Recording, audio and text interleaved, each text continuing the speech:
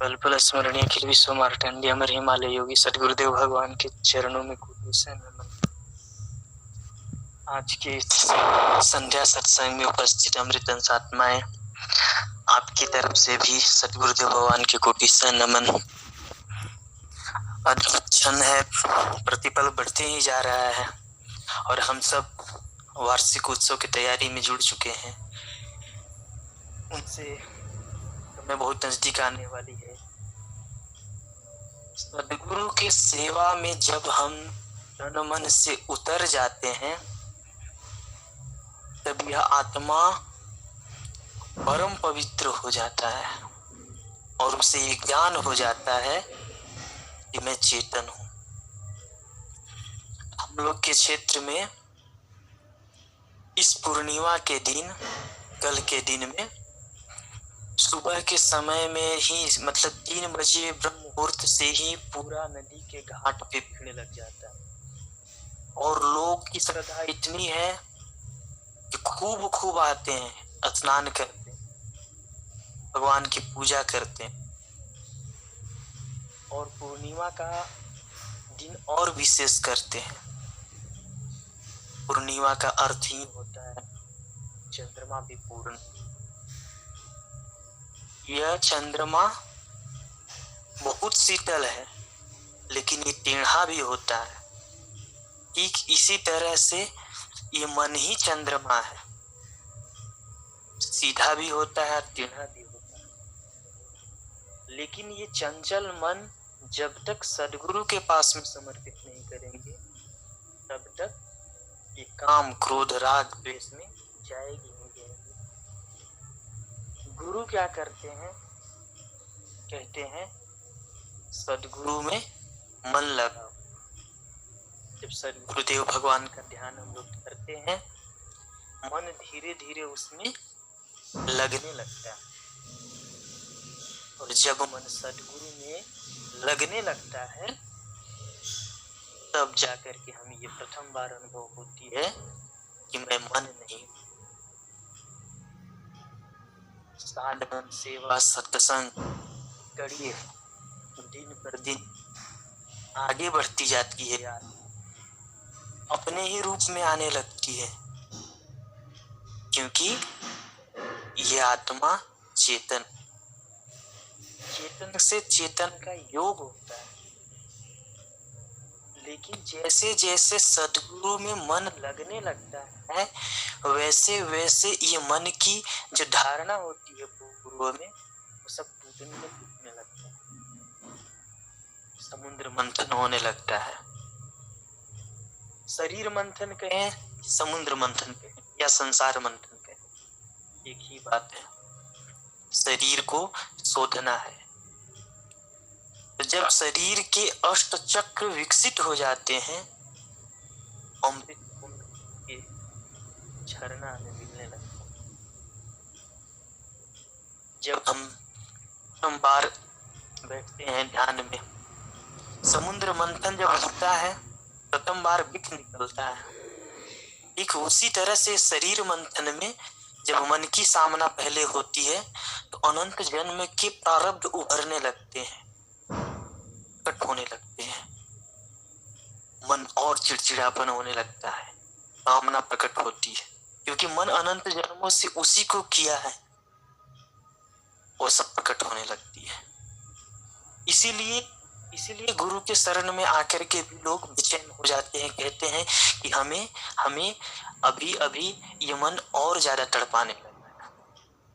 प्रथम बार मन की सामना होती है ध्यान में, क्योंकि मन में अनंत जन्म के संस्कार भरे पड़े, सब भर आते हैं।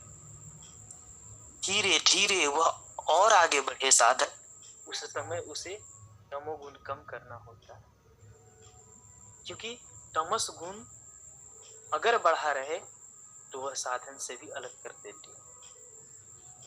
रजस गुण को भी कम करना है और बढ़ानी है तो सतोगुण। और जब सतोगुण बढ़ जाती है तो ध्यान और मन लगने लगता है। और जब सदगुरु के प्रति मन लगने लग जाता है, तब आगे की गति क्या होता है? या कहें कि जब समुद्र मंथन हुआ और बिख निकला तो उस बिख को पिएगा कौन? उस बिख को सद्गुरु रूपी, शंकर रूपी सद्गुरु पी जाएंगे। आपके हर वो बाधा, हर वो परिस्थिति, हर वो संस्कार सद्गुरु अपने में लीन करते जाएंगे। यही ओरिजिनल पूजा है, यही ओरिजिनल स्नान है। इसी से शुद्धिकरण होने लगता है। धीरे धीरे धीरे शरीर में और चिंतन मंथन बढ़ता है, दूसरे के अवगुण तक के सहने की क्षमता बढ़ जाती है। ठीक उसी तरह संसार सागर में एक विशाल नाव चल रही है और हमारी नैया छोटी है, और डोरी उस विशाल नाव से बन जाए तो हमारी छोटी नैया को स्वतः ही खींच लेती है। ठीक इसी तरह से पूर्ण सद्गुरु मिले और हम सब छोटे मोटे पथिक जो है पथभ्रष्ट होके भटक रहे हैं। अगर अपनी श्वास की गति को गुरु के चरण में अगर समर्पित कर दें तो वह प्रेम की धागा धीरे धीरे अनंत की ओर लेके चली जाएगी। क्योंकि समुद्र में जो नाव चल रहा है उस नाव में दिशा सूचक यंत्र लगा हुआ है। तो सद्गुरु को ये पता है ये भव सागर में तड़प रहा है, इसे शुद्ध हंस बना करके परमानंद में मग्न किया जा सकता है। उसी तरह से हम सद्गुरु से जुड़ जाएं, या कहें इसे और विधि से समझें तो हम अपनी श्वास से जुड़ जाएं। और ये श्वास में बहुत शक्ति होती है। हर एक आती जाती श्वास को जब हम देखते हैं, उसका अनुभव करते हैं, कितनी आई कितनी देर गई, यह चेतना को झकझोरने वाली होती है, आत्मा को जगाने वाली होती है। हर एक आती जाती श्वास को जब हम देखते हैं तो अपनी आत्मा को देखने की क्षमता बढ़ जाती है। श्वास को ही देखते जाएं, एक समय ऐसी आती है कि श्वास की गति रुक हो जाती है, शांत हो जाती है। जैसे ही शांत होती है समत्वम योग उच्यते, पूरे अस्तित्व के साथ एकता हो जाती है। उस स्थिति में अपने को चिंतन मंथन द्वारा वहां पे स्थिर करें, क्योंकि वह चेतना से आप जुड़े।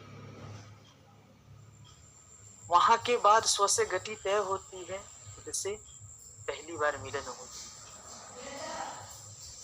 जिन पावन भई बहु फिरे घूमे देश विदेश, या मिलन अब हुई गया आंगन वही विदेश। आप इसी शरीर में रहते हुए आप अनुभव करेंगे कि इस शरीर में रहते हुए मैं नहीं हूँ और मेरा अस्तित्व के साथ एक जुड़ाव है, पूरे ब्रह्मांड की चेतना के साथ जुड़ाव है। उस समय आप ये अनुभव कर पाएंगे, एक पत्थर की भी आवाज सुन सकते हैं। उस समय जब आप सूक्ष्म और अपने स्वरूप में शुद्ध हंस के रूप में आएंगे, चेतनत्व के रूप में आएंगे, तब निर्जीव पदार्थ की भी आवाज सुनने की क्षमता हो जाएगी। करुणा स्वतः ही आने लगेगी, करुणा स्वतः ही आपके हृदय में प्रविष्ट होने लगेगी। अब आपके साथ केवल आपके साथ आपके गुरु आपके ऊपर, आपके गुरु आपके साथ। अब गुरु आपके ही शरीर में, आपके ही आत्मा में प्रवेश होकर दूरी को तय करें। यही विहंग मार्ग है जो बड़ा ही अद्भुत है।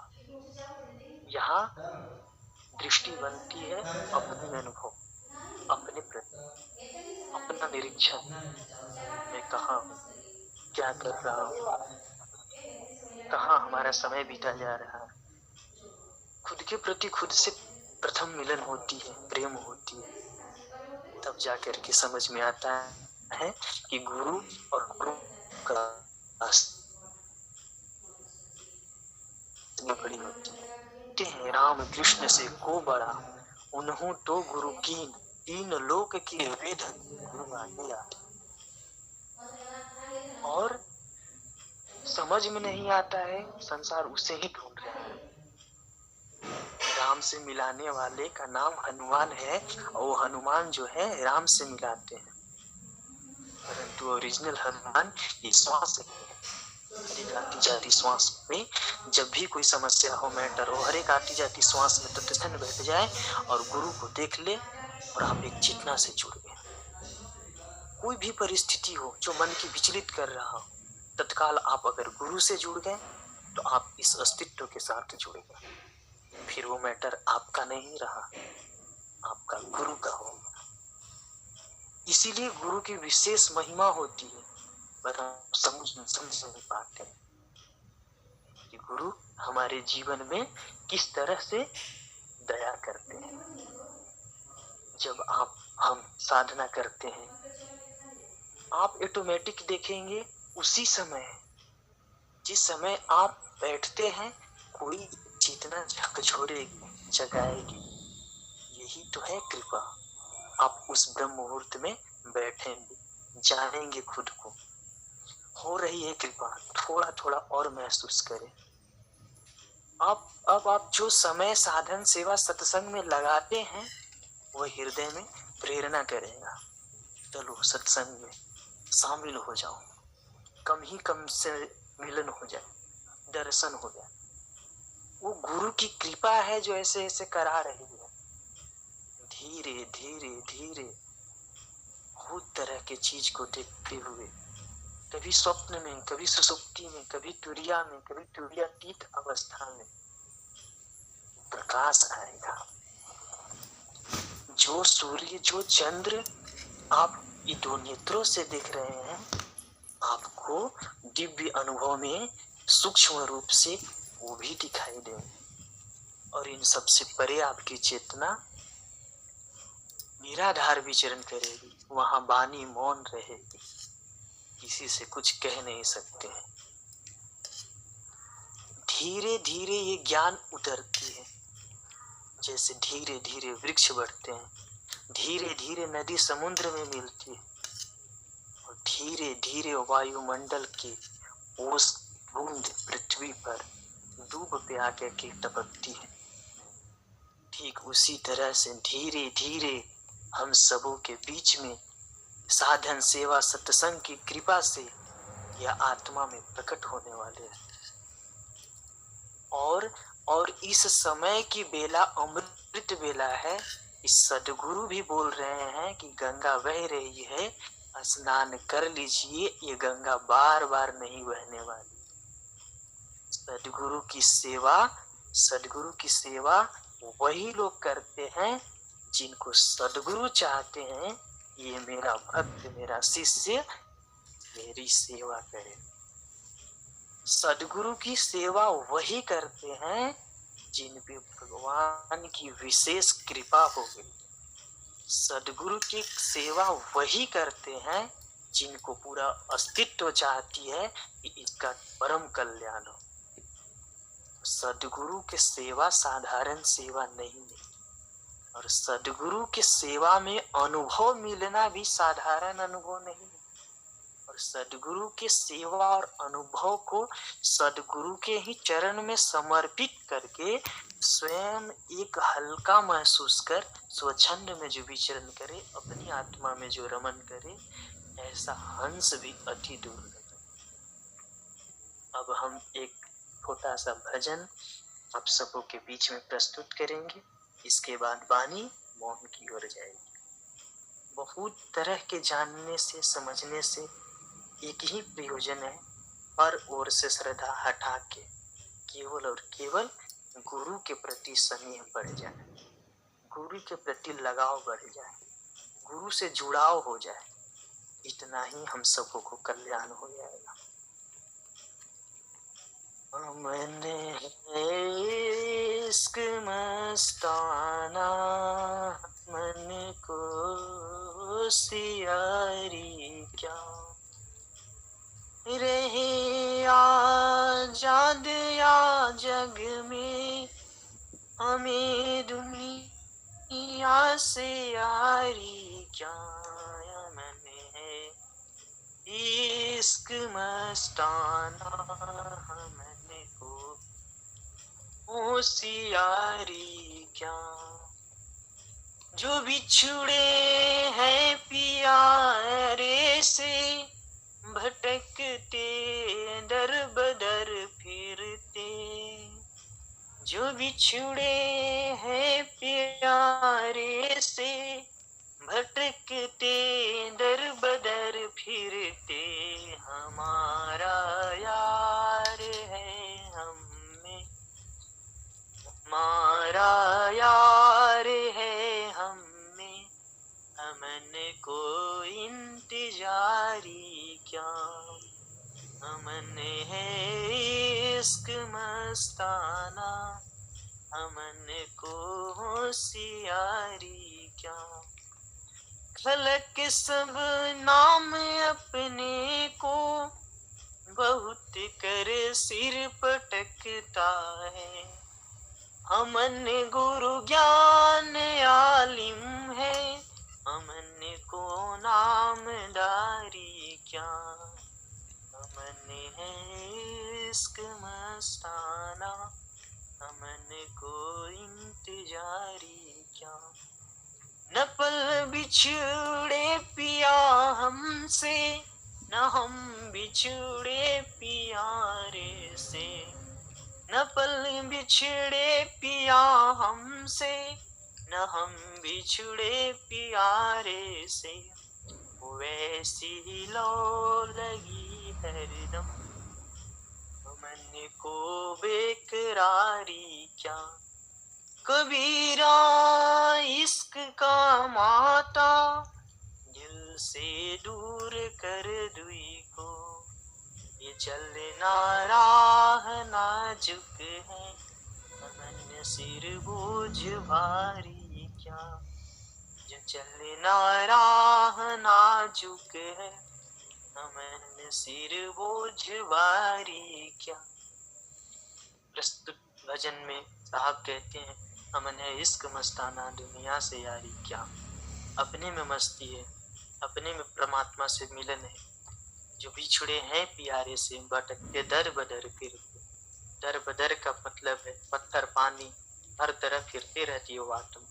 हमारा यार है हमने, यार प्रभु को कहा गया। अमन को इंतजारी किया, आप किसकी इंतजारी कर सकते हैं। खलक सब नाम अपने को, बहुत सर सिर पटकता है।